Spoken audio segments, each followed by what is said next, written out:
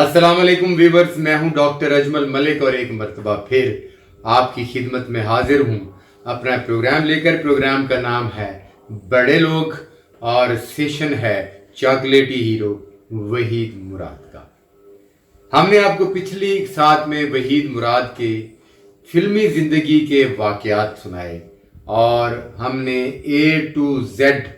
آپ کو ان کی تمام فلموں کی تفصیل بتائی اور ان فلموں کے نام بتائے، آپ کو اس بات کی بھی آگاہی دی کہ ان کی کون کون سی فلم کون کون سے سن میں ریلیز ہوئی اور فلم کی مجموعی حیثیت باکس آفس پر کیا رہی۔ آج ہم آپ کو بتاتے ہیں کہ وحید مراد کن خصوصیات کے مالک تھے۔ وحید مراد کی سب سے بڑی خصوصیت جو فلم انڈسٹری کو بھاتی تھی وہ یہ تھی کہ وحید مراد ہمیشہ سیٹ پر وقت سے بھی پہلے پہنچ جایا کرتے تھے اور اکثر اوقات فلم کا تمام یونٹ ان کی آمد کے بعد میں وہاں پہنچتا، مگر وہ کسی سے گلہ نہ کرتے۔ وہ کہتے تھے کہ وقت پر سیٹ پر پہنچنا میری عادت میں شامل ہے اور کسی بھی کام پر وقت پر پہنچنا کامیابی کی نشانی ہوتی ہے۔ جب تک ان کا سین ریڈی نہ ہوتا وہ ایک طرف کونے میں بیٹھ کر کسی نہ کسی کتاب کا مطالعہ کرتے رہتے۔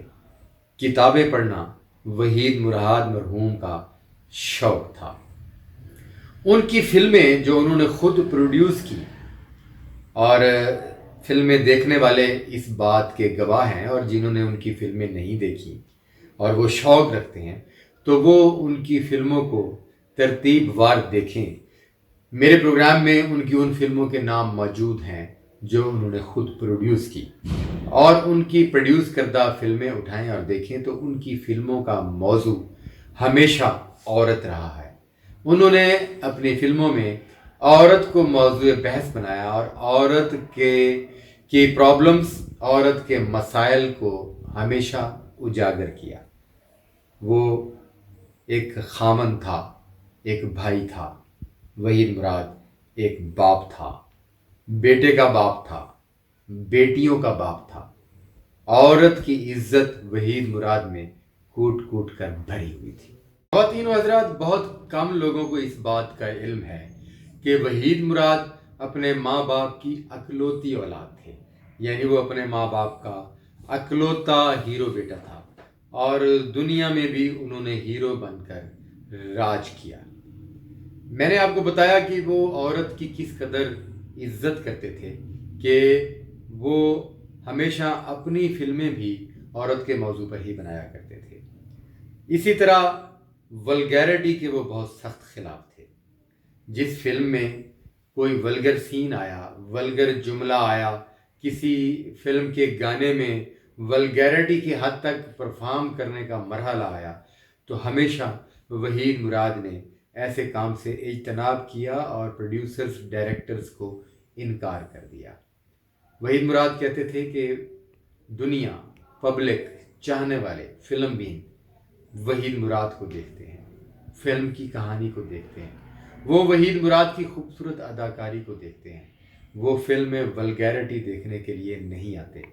اور اس کی مثال ہے کہ پاکستان میں بننے والی ایک فلم جس کا نام عزت تھا، اس میں ایک گانے میں کچھ ولگر جملے تھے اور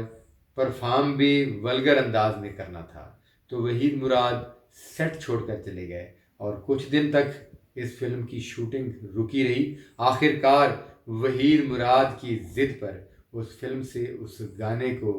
ڈیلیٹ کیا گیا اور پھر دوبارہ فلم کی عکس بندی شروع ہوئی۔ وحید مراد گو کہ فلم پروڈکشن سے، یعنی ایک پروڈیوسر ہونے کے بعد فلموں میں خود بطور اداکار آئے، مگر ساری زندگی اچھے ٹیلنٹ کو تلاش کرنا ان کی طبیعت میں شامل رہا، کیونکہ وہ خود فلم پروڈیوسر تھے اور پروڈیوسر سے ہیرو کے کرداروں میں آئے تو انہیں پتہ تھا، وہ جانتے تھے کہ فلم انڈسٹری میں اپنا مقام بنانا کتنا مشکل ہے۔ تو وہ اچھے ٹیلنٹ کو تلاش کرتے اور جو ٹیلنٹ ان کو اپیل کرتا وہ اسے چانس دیتے اور اسے کام لیتے، اور ایسے کئی اداکار جو انہوں نے متعارف کرائے پاکستان فلم انڈسٹری کا خوبصورت حصہ بنے۔ جی ہاں خواتین و حضرات، ڈھاکہ بنگال کا دارالحکومت۔ ڈھاکہ سے اداکارہ شبنم نے اپنے فلمی کیریئر کا آغاز کیا تو اس کے اچھے کام کی گونج لاہور کی فلم انڈسٹری تک بھی پہنچی۔ وحید مراد نے خصوصی طور پر ڈھاکہ جا کر شبنم سے ملاقات کی اور انہیں اپنی فلموں میں چانس دینے کی پیشکش کی، اور یوں اداکارہ شبنم کو پاکستان خصوصاً پنجاب کی فلموں سے متعارف کرانے والے وحید مراد تھے، اور شبنم نے وحید مراد کے ساتھ ان کی ذاتی پروڈکشنز کے علاوہ دوسری پروڈکشنز میں بھی ہیروئن کے طور پر بے شمار فلموں میں کام کیا۔ اسی طرح ان کے ساتھ اس زمانے میں زیبا، نشو اور دیگر اداکاراؤں نے بھی ہیروئن کے کردار ادا کیے، مگر جب برا وقت آیا کچھ فلمیں فلاپ ہوئیں اور پروڈیوسرز ڈائریکٹرز کی نظر میں وحید مراد کے دور کا اختتام ہوا تو انہی ساتھی اداکاراؤں نے وحید مراد کے ساتھ ہیروئن کی حیثیت سے فلموں میں کام کرنے پر اعتراض کیا اور ڈھکے چھپے لفظوں میں پروڈیوسرز سے یہ کہا کہ وحید مراد جیسا اداکار دوبارہ پیدا نہیں ہو سکتا، مگر اب ہیرو کی عمر نہیں رہی اور وہ ہیرو کے جس طرح کے رول کرتے ہیں وہ زمانہ نہیں رہا، آپ ہیروز کو تبدیل کر دیں۔ جی ویورز، مشکل وقت میں بھی جب پروڈیوسرز اور ڈائریکٹرز نے وحید مراد کو کاسٹ کرنا چھوڑ دیا تو اس وقت میں بھی وحید مراد اس بات کو تسلیم کرنے سے انکاری تھے کہ وہ پاکستان کے مزید فلموں میں ہیرو نہیں بن سکتے۔ وحید مراد کی نظر میں وہ ابھی بہت عرصہ ہیرو آ سکتے تھے، اور ان کے کریڈٹ پر جتنی سپر ہٹ فلمیں تھیں ان کو اگر سامنے رکھا جائے تو ان کی سوچ کچھ غلط نہ تھی، مگر زمانہ اور خاص طور پر فلم انڈسٹری ہمیشہ نت نئے کی جستجو میں ہمیشہ نئے اداکاروں کو سامنے لاتے ہیں اور پرانوں سے ہمیشہ رخ موڑ لیتے ہیں، اور یہ بڑا سنگ دلانہ عمل ہے ہماری پاکستان فلم انڈسٹری کا، جبکہ ہمسایہ ملک میں وہاں کا فنکار جتنا سینئر ہوتا جاتا ہے اس کی قدر، اس کی ساکھ مزید بڑھتی جاتی ہے۔ امیتابھ بچن کی مثال، دھرمیندر کی مثال، شتروگھن سنہا کی مثال، دلیپ کمار جیسے فنکاروں کی مثالیں آپ کے سامنے ہیں کہ وہ اپنے دور کے بہت بڑے ہیروز تھے، مگر وہ آج اس دور میں بھی وہاں کے بہت بڑے اداکار ہیں اور ان کو بڑی عزت اور رسپیکٹ دی جاتی ہے۔ اور شاید انہی حالات کی وجہ سے بے شمار اداکاروں کی طرح وحید مراد نے بھی یہ بات اپنے دل کو لگا لی اور وہ تھوڑے تھوڑے بیمار رہنے لگے، اور اس چیز نے انہیں بہت تکلیف دی کہ وہ اب پاکستانی فلموں کے ہیرو اداکار نہیں رہے۔ اس مشکل وقت میں سننے میں آیا ہے کہ ان کی اپنی اہلیہ کے ساتھ بھی تھوڑے بہت اختلافات رہتے تھے، اور میاں بیوی کے درمیان اختلافات ہوتے رہتے ہیں، یہ کوئی بڑی بات نہیں ہے۔ سلمیٰ مراد اور وحید مراد نے زندگی کا ایک خوبصورت وقت گزارا، ان کی اولادیں ہوئیں، ایک بیٹا، دو بیٹیاں، اور ایک بیٹی بچپن میں ہی اس دنیا سے رخصت ہو گئی۔ ایک وقت گزارا انہوں نے، اور اس کے بعد اگر ان کے درمیان کچھ مس انڈرسٹینڈنگ تھی تو وحید مراد صاحب کی اپنی فلم انڈسٹری کی وجہ سے تھی، اور یوں ہوا کہ لکھنے والے لکھتے ہیں، کہنے والے کہتے ہیں کہ آخر میں ان کی اہلیہ سلمیٰ مراد بھی انہیں چھوڑ کر امریکہ منتقل ہوگی اور وحید مراد یہاں تنہا رہ گئے۔ پروڈیوسر اور ڈائریکٹرز انہیں سپورٹنگ رول کی آفر کرتے جو کہ انہیں کبھی قبول نہیں رہا، اور انہوں نے سپورٹنگ رول کچھ فلموں میں کیے، مگر وہ دل برداشتہ ہو کر سپورٹنگ رول کرنا بھی چھوڑ گئے، اور وہ اس حد تک دل برداشتہ ہوئے کہ انہوں نے سگریٹ اور الکوہل کا استعمال شروع کر دیا۔ اب وہ سگریٹ بھی پیتے تھے اور الکوہل کا استعمال بھی کرتے تھے۔ فلم انڈسٹری سے وابستہ کئی اداکاروں کی یہ مثالیں ریکارڈ پر موجود ہیں کہ جب ان کی گرد جمع غفیر ہوتا ہے تو وہ دنیا میں اپنے آپ کو کچھ نصیب تصور کرتے ہیں،